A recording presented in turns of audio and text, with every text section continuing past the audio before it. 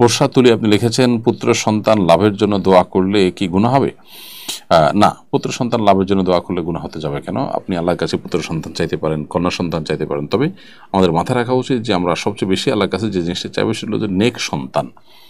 নেক সন্তান, ভালো সন্তান, পুত্র হোক আর কন্যা হোক, সেটা আমাদের সৌভাগ্যের কারণ হবে দুনিয়া এবং আখিরাতে। সন্তান যদি নেক, সৎ, আল্লাহ ভীরু এবং আমার বাধ্যগত ভালো সন্তান না হয়, তাহলে সে সন্তান ছেলে হোক আর মেয়ে হোক, সেটি আমাদের দুর্ভোগের কারণ হতে পারে। এ ধরনের নজির আমাদের সামনে অনেক আছে। এজন্য আমাদের আল্লাহ তাআলার কাছে নেক সন্তান চাওয়া উচিত। নবীদের দোয়ার দিকে খেয়াল করলে দেখবো আমরা যে ইব্রাহিম আলাইহিসসালাম, জাকারিয়া আলাইহিসসালাম, বিভিন্ন নবী রাসূলগণ আল্লাহর কাছে সন্তান চেয়েছেন।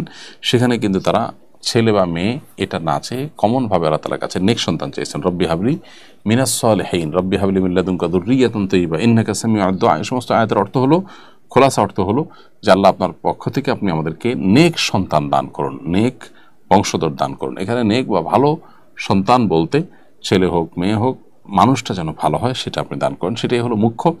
সেটাই চাওয়া নবী সাল্লাল্লাহু আলাইহি ওয়াসাল্লাম আমাদেরকে শিক্ষা দিয়েছে। বিধায় আমরা সন্তান চাইলে সেভাবে চাইবো, পুত্র বা কন্যা আলাদা করে না। আমি যাকে আশা করছি পুত্র হয়ে সে অনেক ভালো হবে, ভালো কাজ করবে, হয়তো আল্লাহর ইলমে ব্যাপারটা সেরকম না। এজন্য বিষয়টাকে আল্লাহর উপরে ছেড়ে দেওয়াটাই হলো উত্তম এবং বেটার।